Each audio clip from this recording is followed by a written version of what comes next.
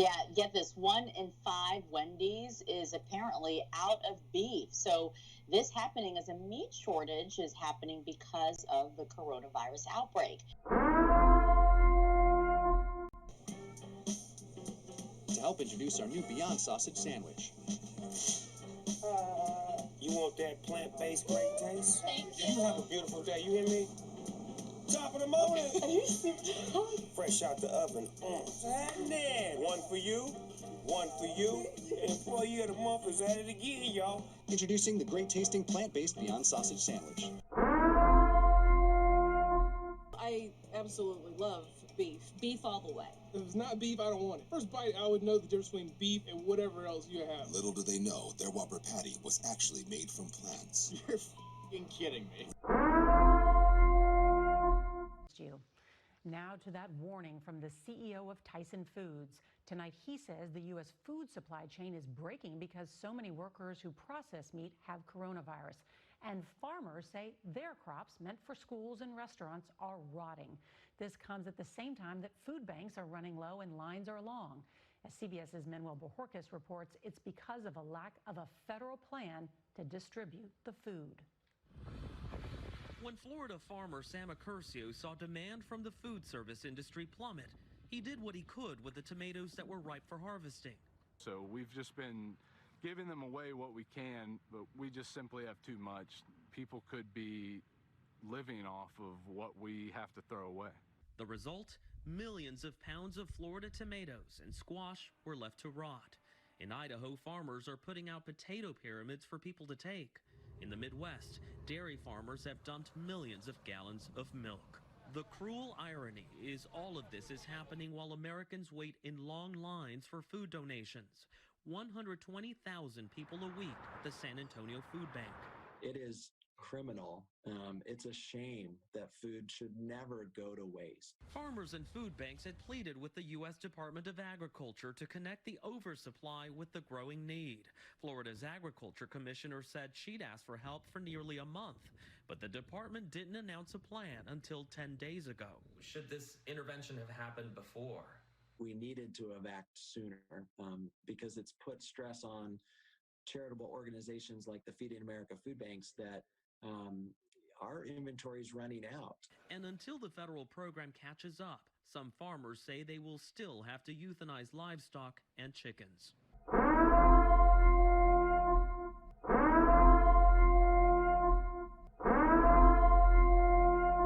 You're f***ing kidding me.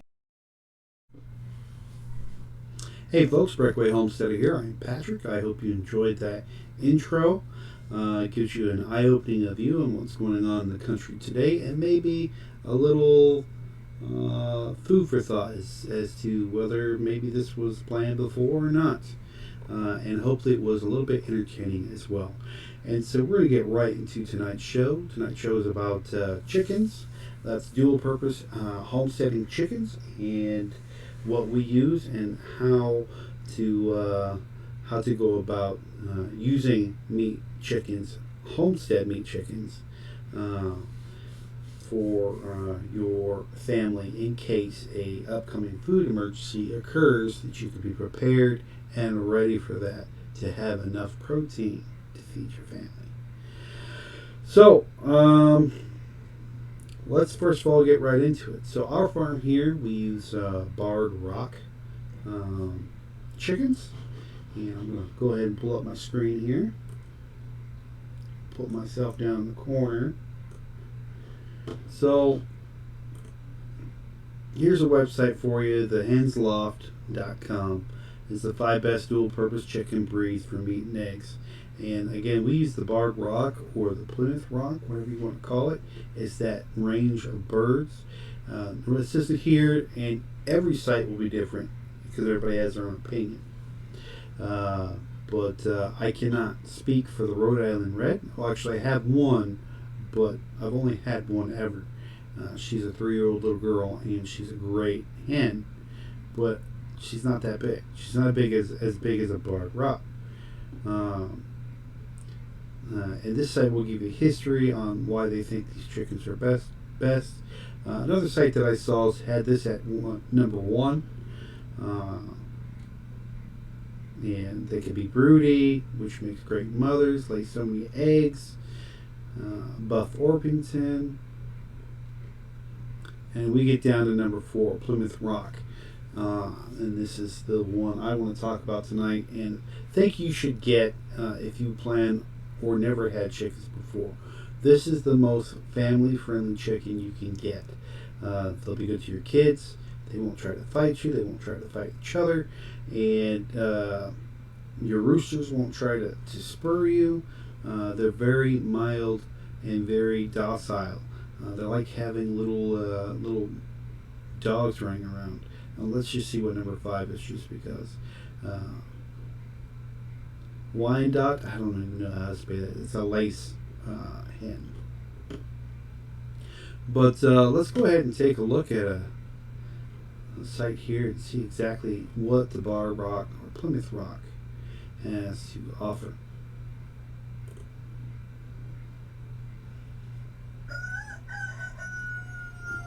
Hello, I'm your host, the Chicken Man with Texas Precision Poultry. I'm here with a poultry breed analysis starring the Plymouth Rock.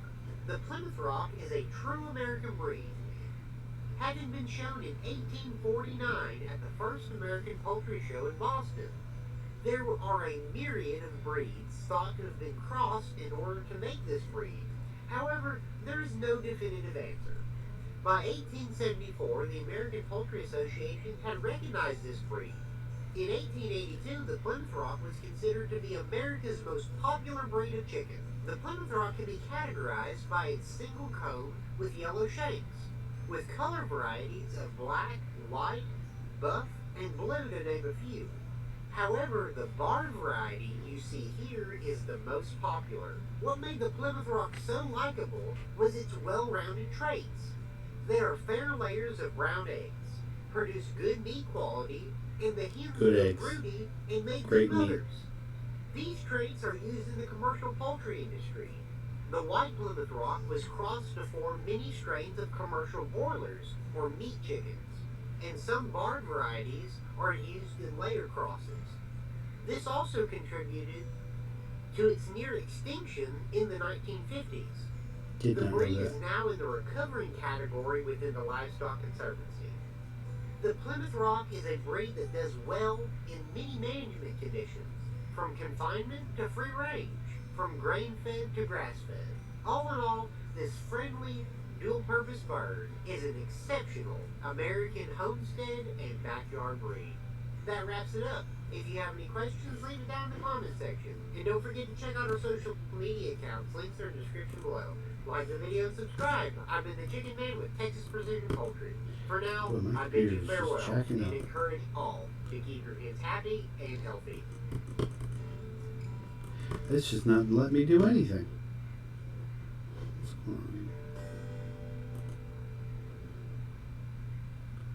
Alright, yeah. That is a chicken breed analysis of the Plymouth Rock by the Texas Precision Poultry channel. It's a pretty good channel. Give them a thumbs up here for their effort in the background of the chicken. Very good job. We use a barred rock. Barred rock takes about 16 weeks to fill out totally. They say 12 weeks.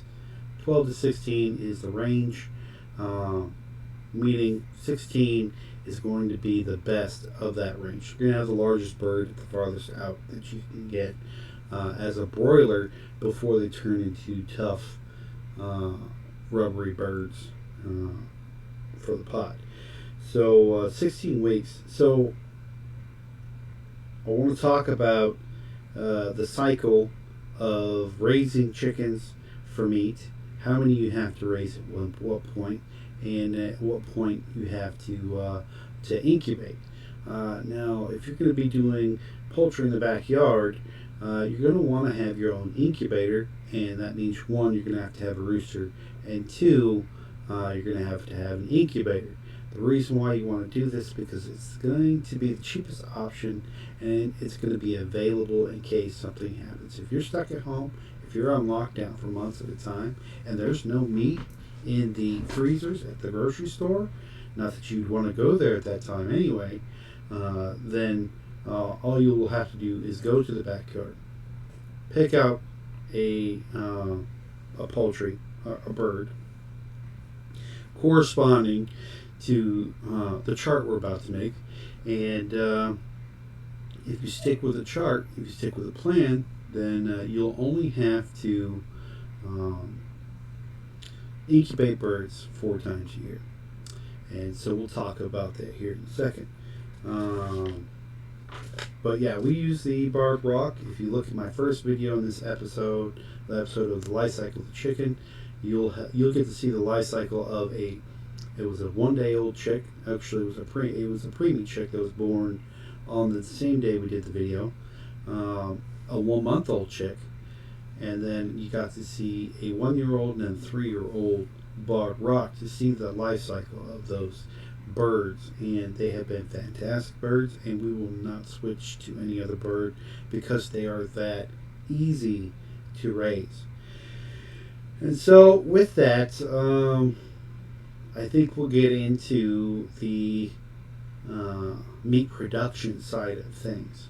And so the first question you're going to want to ask yourself, and let me pull up something here.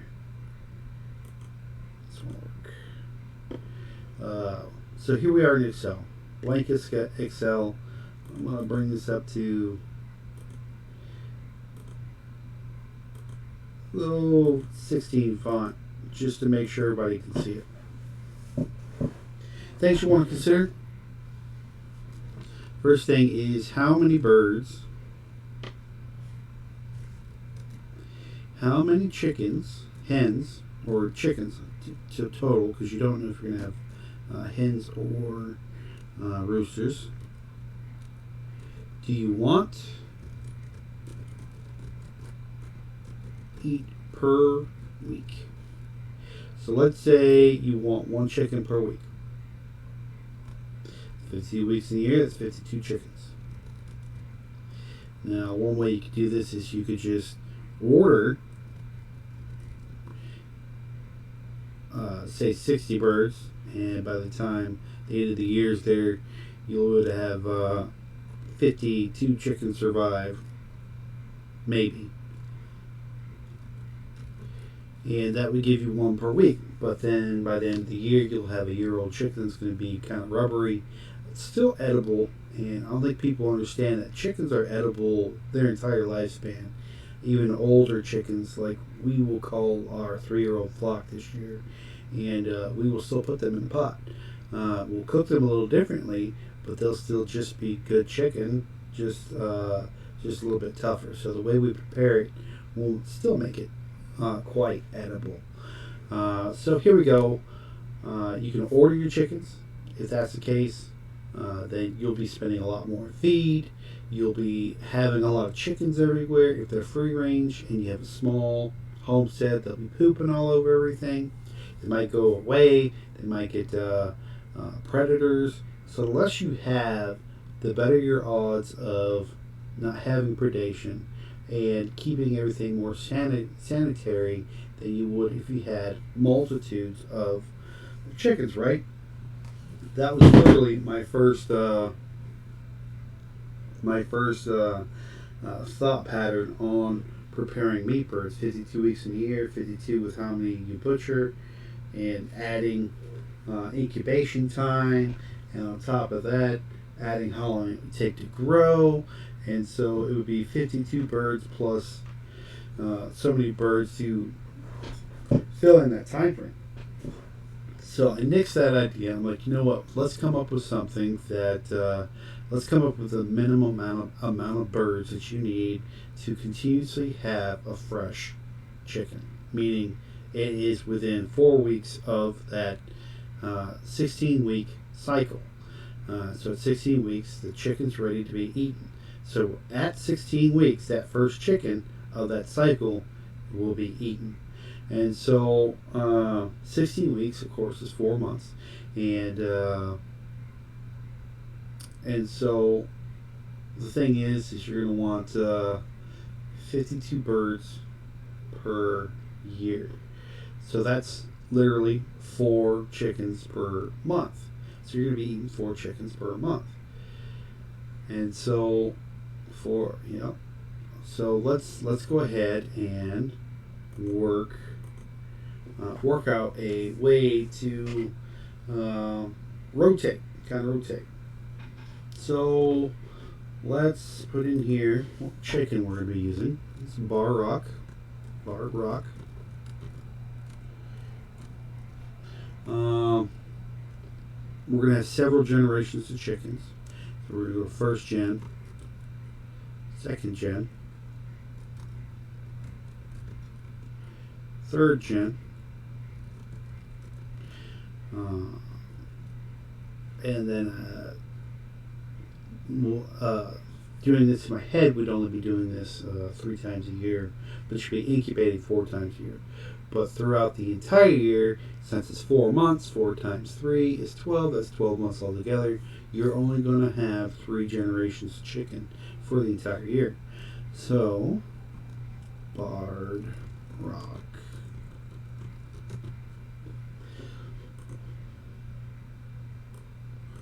Let's just get rid of these. Delete.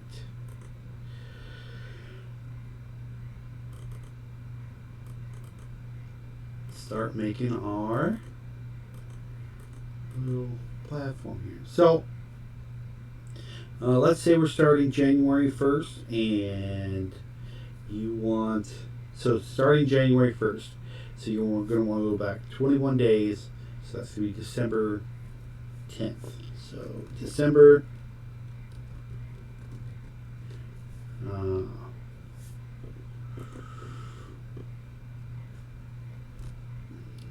so that's going to be 10 December. 10 December, you're going to incubate eggs. My incubator holds 40, and you're going to want to have at least 16 chickens.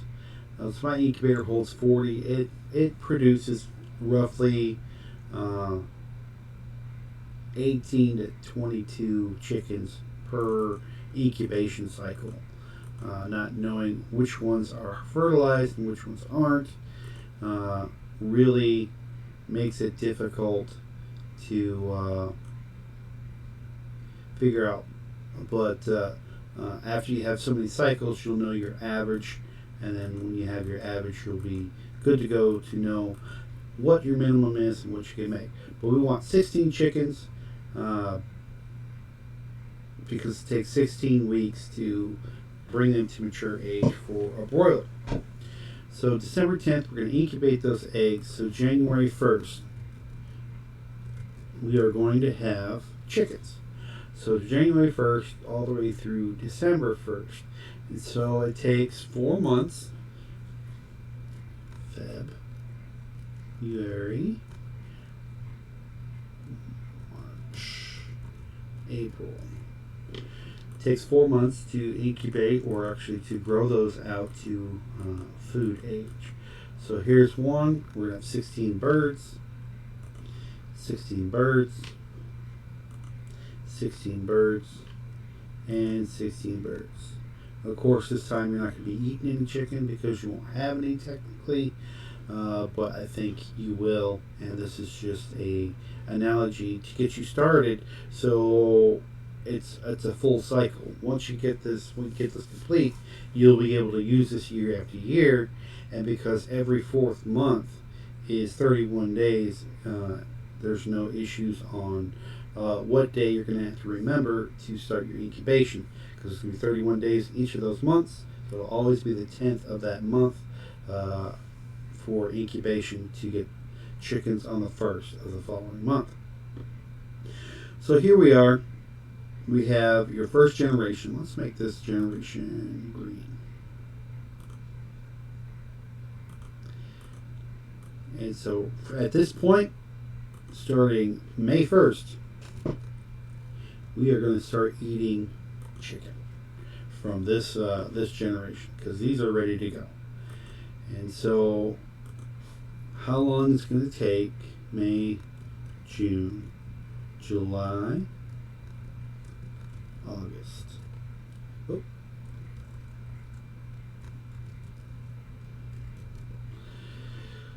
to eat these 16 birds. Obviously 4 per month, so that's 12. We'll have 12 at that point. We'll have 8 here. We'll have 4 here. And then because Excel doesn't allow 0, we're going to put none. So at the end of August, we would have eaten 1 chicken per week for 4 months. And we would have none left. So that means we need to go back up to before we start eating these birds. So this is the last month that these birds are going to be working. So starting this month is when we want to start our next generation. And so the 10th of April, we're going to incubate.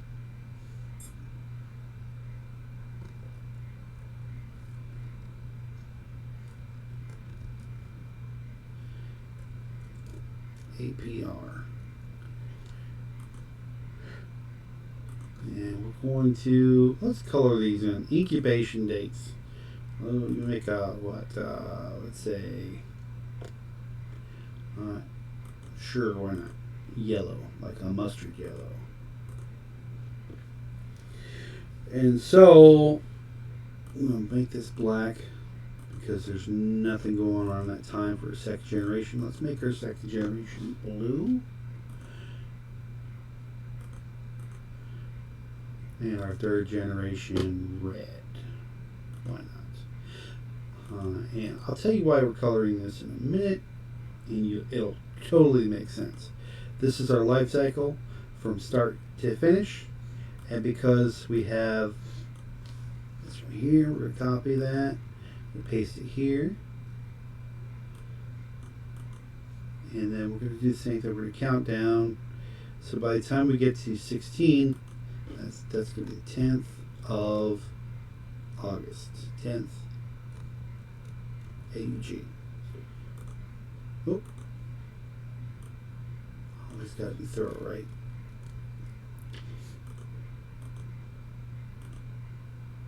So there's the 10th of August. And it's going to be black. And we're going to go all the way through December. And so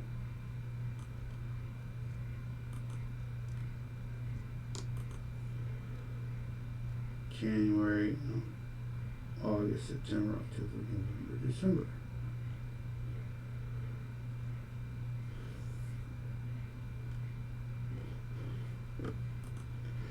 So going through here, there's your first, second, and third generation. And that's your start for the following year. And so 10th of August, Barred Rock. So I'm going, let's extend that down. So we'll go through April of the following year. And the cycle starts over again. Let's make that black. And we'll copy this over. And we'll copy this down. And let's make it pretty. Borders.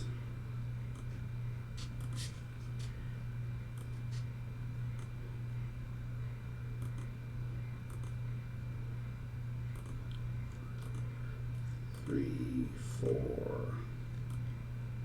5, and then 6. All right. So, at one given point, you will have the most chickens here and here. And then, of course, here, because it's going to go on from there. Let's make that highest population. The good news about this is you will get eggs from this as well. So not only are you going to have your meat chickens, but you have your egg chickens. By the time you finish with your stock, you will have egg-laying birds. And that'll be 8 birds, well, 4 birds, here, here, and here, because it takes 6 months for chickens to start laying fully. You might have it sooner. Let's make it this color, or let's do. It's too dark. We'll do a light yellow. So it takes 1, 2, 3, 4, 5, 6. So here is where they're going to start laying. This is really producing full time, and so we'll highlight those 2 as well, and say those are going to be egg producing months for your chicken birds, because they're dual purpose birds. You not only get eggs, but you're going to get meat from them as well. So this is going to be your cycle.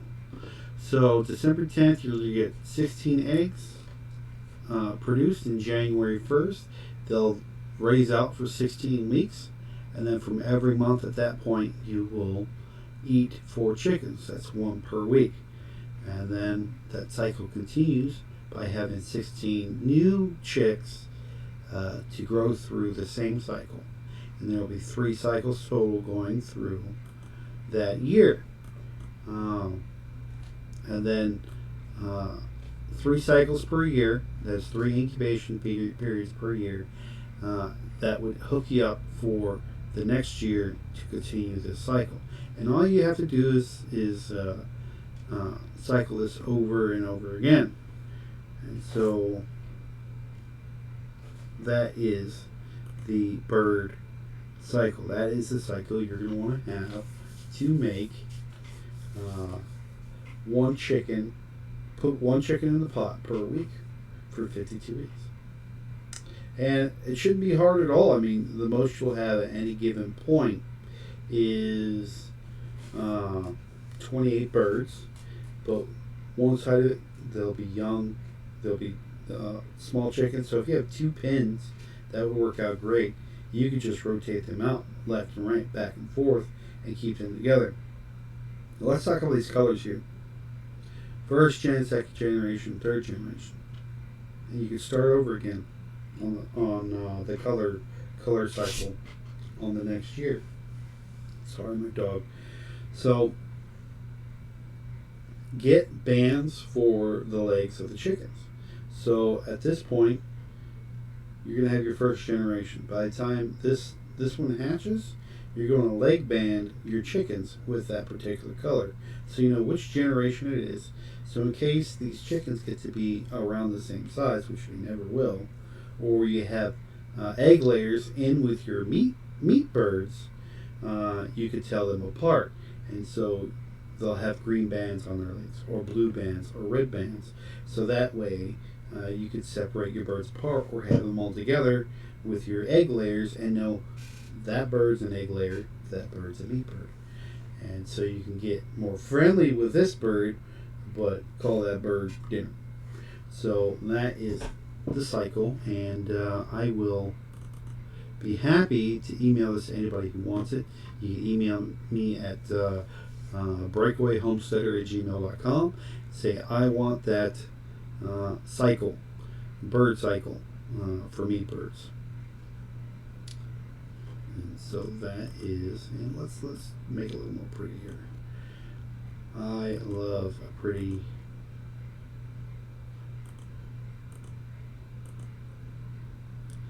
It was the 10th incubate.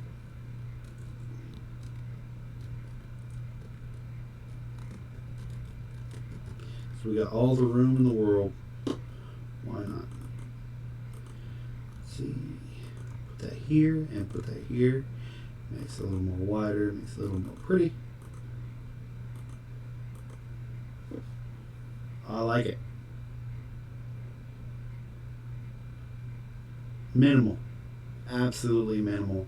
And that's going to be key for your food shortages. Now, let's talk about the pros and cons of pull my stuff up here so I can make myself bigger. Let's talk about the pros and cons of having meat birds. Price wise. If you got the space, you can have meat birds. Why not have meat birds? We're going to walk through the prices of how much it would cost. And I did not stop. I was going to stop today at the supermarket to see what the going rate of chicken was right now, but I don't know.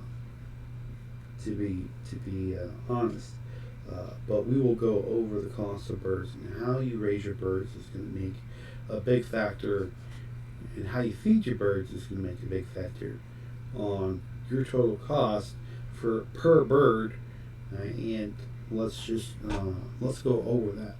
So pull myself back down here. All right.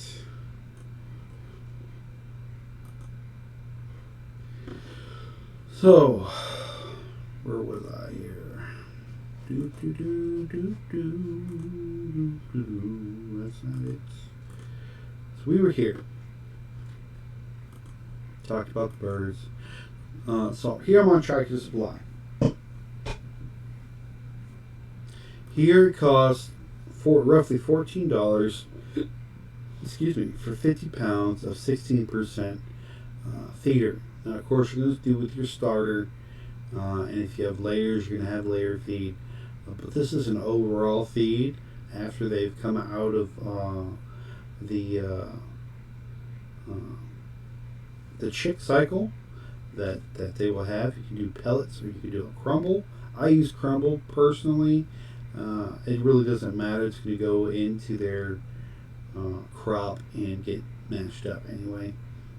So this is what we used, or what we used before, and what we're weaning our livestock off of, or our homestead chickens off of, rabbits, and soon our turkeys off of, and heading towards fodder. So this is $14 for 50 pounds. And so $15 for 15 pounds. Now let's do a little more math here. So I'm going to pop this over here to the left. Open up my window here on the right. And we're going to do some more math here. And I love Excel, so we're using math. So 50 pounds.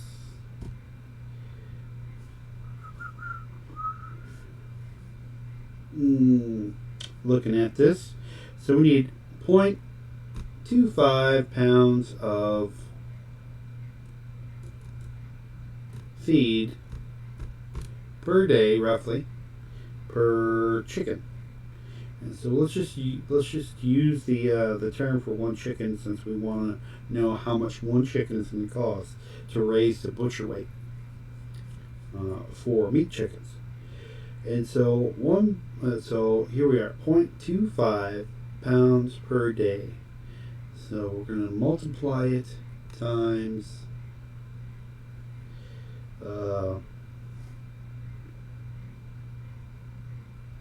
multiply it by 4 months, which is 16 weeks. So 0.25. So we'll go 7 days. So roughly 1.75 pounds per day. We'll take that 1.75 per week and multiply it by 16. And so it's going to be per week.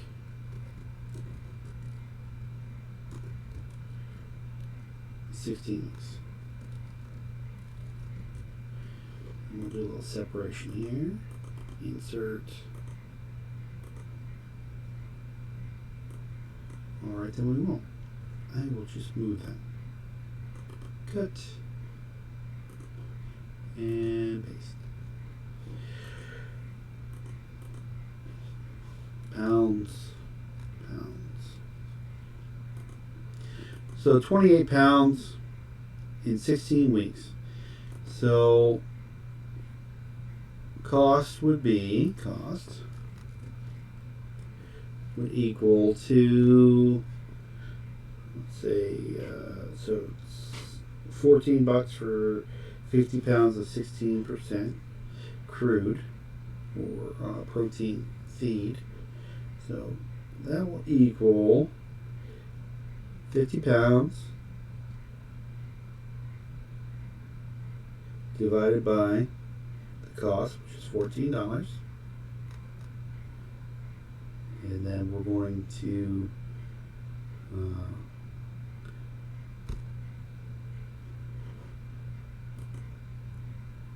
did not get the result we were looking for here. So $14 divided by 15. 14 divided by 15. 50 pounds. 28 cents a pound, obviously. And so equals 0.28 times 28, which would bring you to 16 weeks. $7.84 for one bird. That's how much it would cost for one bird if you fed it this product here to butcher weight. And so that's what you're going to cost. That'd be your rough cost per bird. It's not including supplies, not including your labor, not anything like that. That's not horrible for a bird. And this is why I want to talk to you about this. Because your costs can go way, way, way, way, way down. Now, I can't confirm this because I'm in the middle of learning how to do this, and I'm literally halfway through a fodder cycle. But you can raise fodder and feed them fodder for a fraction of the cost. So, let's say the shit does hit the fan. You're not going to have room for 28 pounds of feed for just one chicken. If that were the case, okay, 28 pounds for that one bird. So equals 28 pounds for one bird.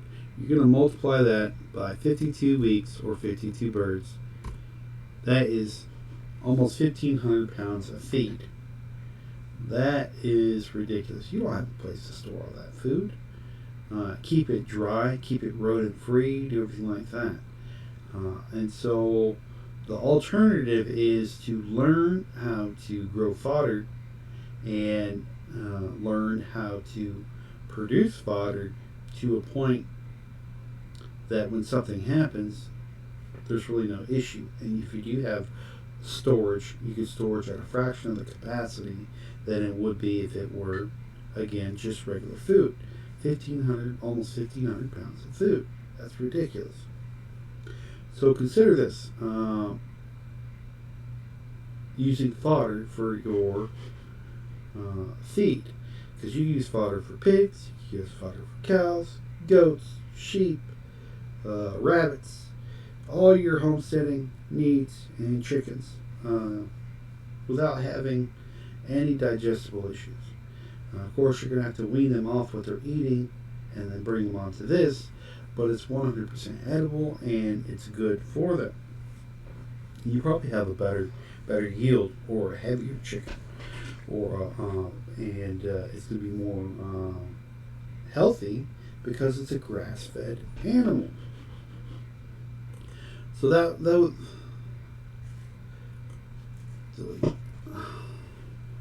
so let's put it here. Regular feed.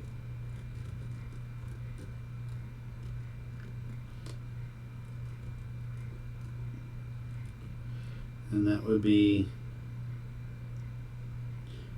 $7.84 per word.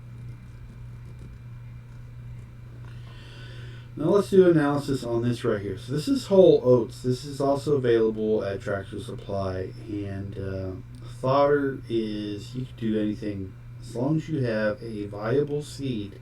You can make fodder almost out of anything, almost any grain, whatnot. The best and easiest fodder to make, they say, is barley, but I have yet to find a commercial facility that gives barley out like this. So this is a bag of oats, 50 pounds of oats, and this says oats. It's got some corn in it. It's got a couple of soy seeds in there. It's got some millet in there.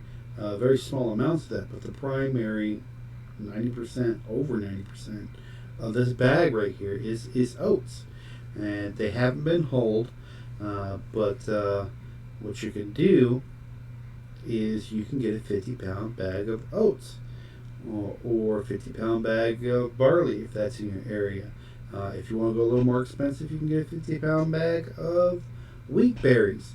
That these particular three grains grow well as fodder food. And fodder food grows and it grows and it grows. That means it expands, it gets bigger. It expands, it gets heavier. 1 pound of grain will produce a total of 5 pounds of feed. Of course, there's variables to that, but the average is 4 to 5 pounds per feed per pound. So if I have goats, I want to feed up to 4 pounds of feed per day.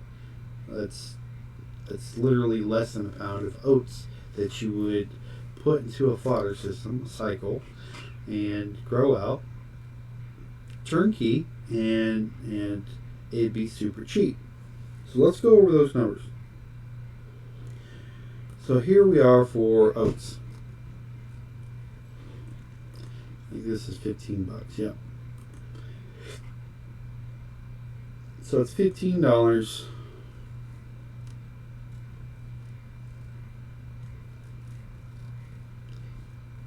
Boy, I am on it tonight. $15 per 50 pounds. That makes it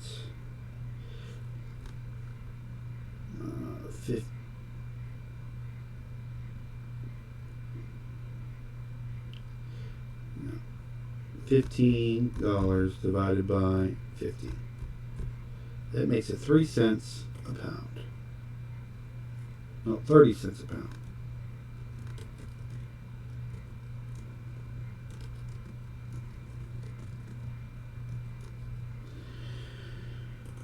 That's what this is right here, 30 cents a pound. Now, this is where it gets very interesting. So, this item right here, 50 pounds, it'll be 5 times, I don't know why it disappeared. It will produce fodder at a final product at 5 times the amount. So this is actually going to be 250 pounds of feed.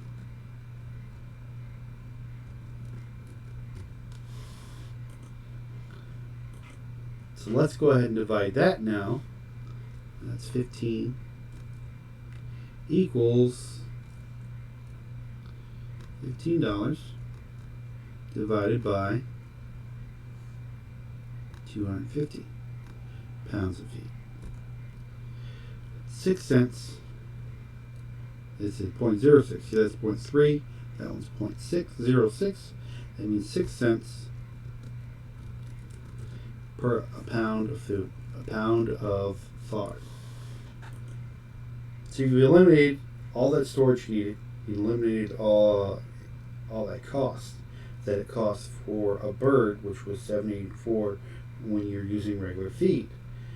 So let's do that math again. 28 pounds of feed for one bird. So 28 pounds equals 28 pounds of feed per bird to get to 16 weeks. That's butcher weight. And we're going to multiply that 28 times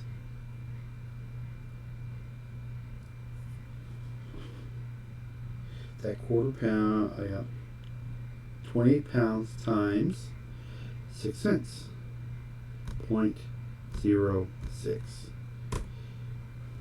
That bird costs $1.68 to produce. So fodder would cost $1.68 per bird. That is a significant lower amount of money per bird. That's cheaper than going to the supermarket. That's cheaper than anything you could put out there or buy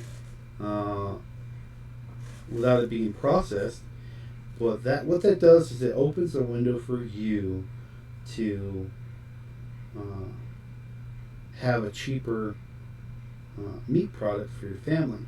The highest quality you can get, technically the highest quality you can get because it's a grass-fed animal.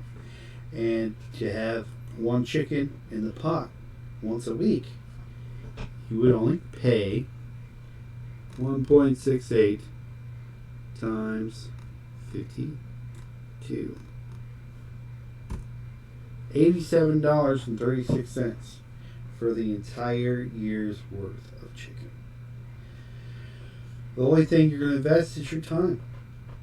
And you'll gain so much more healthy food for your family, it's not even funny. So this hopefully is an eye-opener to everybody here, everybody watching, that making your own feed, having a backyard system where you're raising your own chickens, your own turkeys, everything like that, can cost a fraction of what you pay at the supermarket. Yes, beef take a lot of space. Cows take a lot of space. But let's say you can't get a cow, you can get a goat. You produce a goat. A goat is not that much far. It doesn't taste that much farther off of regular beef. Matter of fact, ground beef. Matter of fact, if we were to put them side by side, you probably could not tell the difference in a blind taste test if you'd never had it before. So I hope this helped everybody and shows folks here that you can have minimal number of birds, and you can also have minimal cost, because that's astonishing to me how much it would cost to do that. And so we're actually going to be putting this into action. We're going to be doing this. And so literally 2 days ago we had our first, in this cycle, first cycle of birds being born for meat birds. And so we will be doing this step by step and possibly restarting just to start December 10th this year, or we're past April. So let's say August 10th, we're going to incubate our next batch of birds and start this cycle over and go from there and see how it works out. The only issues we have to worry about is weather and predation. And if we can get those down, we can get a full year's worth of food for less than $90. How crazy is that? And on top of that, refrigeration, if something were to happen, we wouldn't have to worry about it. We would have to take care of the animal. As long as the animal's alive, it's fresh. And so it's not being frozen or anything like that. So it's ready to go whenever you need it. And so I hope these two have brought you these two parts, the amount, the cost and the cycle, might bring a little opening to your eyes on how easy it can be with just a little bit of effort. You can feed your family if it comes to the point where you can't afford it. Yes, no, you can't afford $4 a pound per chicken, or $4 a pound of meat from the grocery store. Yes, you can afford 6 cents per pound of meat, or 6 cents per bird. No, 6 cents per pound of feed, vice the amount. So $1.68 per bird. That's phenomenal. So I'm Patrick from the Breakaway Homestead. If you have any questions, go down below, mark your questions, ask. If you want a copy of this cycle right here, feel free to give me an email at breakawayhomesteader at gmail.com, and I'll be happy to send that to you. I hope you guys have a good night, and we will see you either Friday or Monday with our next installment. Our next installment, we're going to talk about egg-laying birds, egg-laying chickens, and again, the barred rock. And so we'll talk about the cost as well as the benefits of having homestead eggs. You guys have a good night.